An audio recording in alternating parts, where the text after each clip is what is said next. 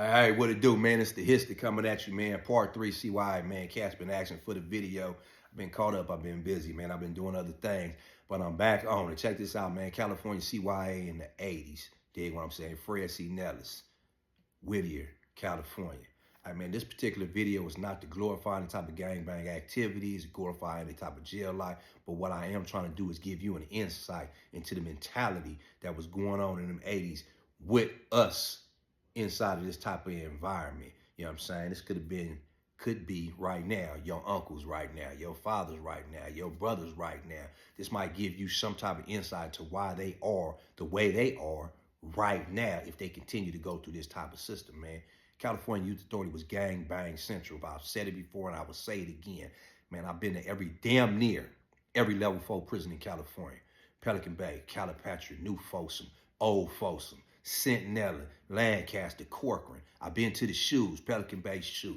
I've been to Tehachapi shoe. I've been to Corcoran shoe. I done did all that. And at the same time, I'm still going to say to this day that California Youth Authority was worse than those prisons. And for one reason and one reason only, in California Youth Authority, man, the only deterrent to violence that this staff had was mace. You could have a full-fledged riot, and basically at the end of the day, all they got is mace to deter. Whereas in prison, they got deadly weapons. You know what I'm saying? They got mini 14s, they got shotguns, they got 38s.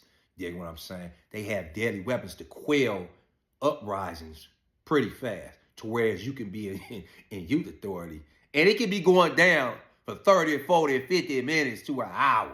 Because really, once again, like I said, the only real deterrent that they had was mace, not even pepper spray. Dig what I'm saying? So it wasn't as strong. They developed pepper spray later on down the line, and that was the stuff that got all into your respiratory system and messed you up or whatnot.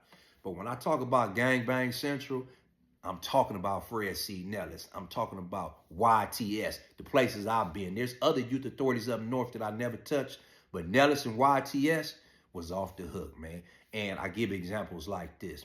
If you was a Crip, you couldn't have nothing red in your possessions. Jack, I don't care if you had a red toothbrush, it's not going down. You're not even going to accept it. You know what I'm saying? When I say red, I mean nothing red. You can have a red watch. You can have a red shoestring. You couldn't have had a red stripe, you know what I'm saying, on your shoes because it was considered against your cripping. Same thing, vice versa for the Damus, the Bloods. They couldn't have nothing blue. I mean, it was to a serious degree to shit. Shit, a motherfucking Damu, I mean, a Keyway, he would have colored that in. He would have just colored that in because that's what he would have did. You know what I'm saying? That was the mentality. That was the lifestyle, man.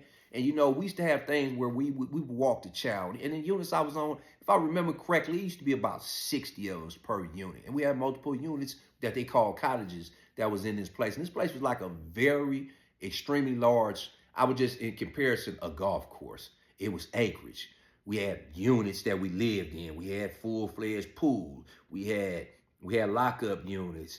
We had a full-fledged church, full-fledged school areas, laundry areas. So it was a really big place, man. And we used to have to walk to what we called the chow hall. And the chow hall allowed 2 cottages to come in at a time, but with the wall separating these cottages.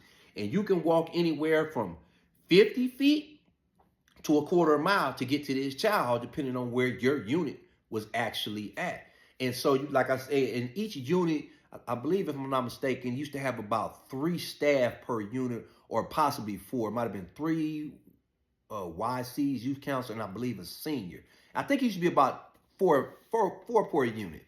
And so you got 4 cats walking with 60 kids, violent kids. Some of these motherfuckers is on swole because they've been lifting weights their whole life. With youth authority goes from about 12 to 24 years old. And what I mean by that is once you hit 25, you up out of there. So you got some grown men with some kids in there. So you got some cats in here, got a little size on them. But like I'm saying, I get back to my thing. You can have these units walking to the chow hall, and they would have a thing to where if you could have 4 or 5 cats from this hood, 4 or 5 cats from an enemy hood. And all you had to do was make eye contact with these enemies, and they could be 100 yards off. And you did this little sign right here. This sign right here meant halfway. This was an agreement to take off, run towards each other halfway, and squabble up. So just imagine you got 120 inmates out. We wouldn't call inmates, we called wards at the time. 120 wards out here, man. You got 8 staff total. And 5 shoot out, 5 shoot out this way. And they meet up and squabble up, just straight squabble up, because that's what they do. That's what they're supposed to do. Now they got to worry about these other 55 is here, this other 55, and still try to quell this. And once again, they ain't got nothing but some mace. That's all they got is some mace to stop this shit. Dig what I'm saying? And it used to be gangbang central. This was the mentality of cats coming through the Y in the 80s, you know what I'm saying, while I was there. I can only speak on what was going on when I was there in the era that I was in. Dig what I'm saying? And these cats was really about this, man. You could walk on a unit, you could be fresh to the unit, and I'll use the East Coast as an example. Everybody know the East Coast is run from First Street to Riverside. You know what I'm saying? And in between, there's about 9 different hoods that claim East Coast. When they come to jail, it's East Coast, no matter where they from. So cats from First Street may not know everybody from 6ix9ine. So you could come on the unit, and you could be from 6ix9ine. There's 9 other East Coasters, but they from other cliques. So you don't know these cats. You only know the cats you grew up with. They gonna hit you up. You holler out East Coast, they gonna all yell out the enemy hood. They might be yelling out Swan. They might be yelling out Kitchen. You know what I'm saying? But they do that to test your mentality, to test your gangbang on your level. Dig what I'm saying? And if you say the wrong thing or don't react in the right way, it's curtain for you, man. Your wide career is over with, dude. Because you finna be a mark, and the mark is gonna be treated out real bad. I mean, this is the type of stuff you have because you have to be prepared 24/7, shoes laced up for combat, because you don't never know who's coming through the door. Dig what I'm saying? They made every attempt to separate certain neighborhoods on the units to try to keep down the bottom. But everybody knows, man, it's 8 million gangs in California, and Southern California, where I was based at, it's 100 million gangs down there. So you can't separate everybody, but you can try to keep worst enemies away from each other as much as possible. Once again, I'm just trying to give you an insight into the mentality, possibly why your father, your uncle, your brother acts the way he acts now. Because like I say, coming up through that and continuing on into different type of facilities and whatnot later on down the game, this is the type of mentality you had to have. You didn't let shit fly. You let nothing fly. You had a low tolerance for all bullshit, and you had to be prepared for combat at the drop of a dime. And a lot of times, it would even be combat with your own homeboys, you know what I'm saying, just because that's who you hang around with.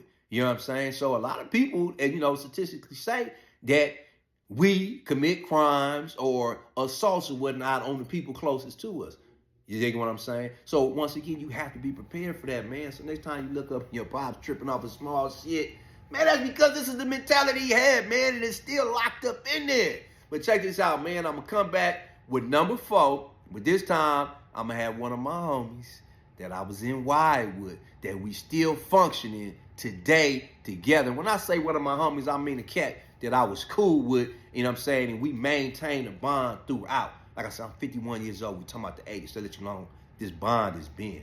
The homie Bunny Hunter a.k.a. Bunny Hunter Snacks.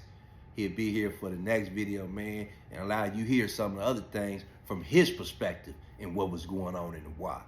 It's the Hist 'em up out of here, one.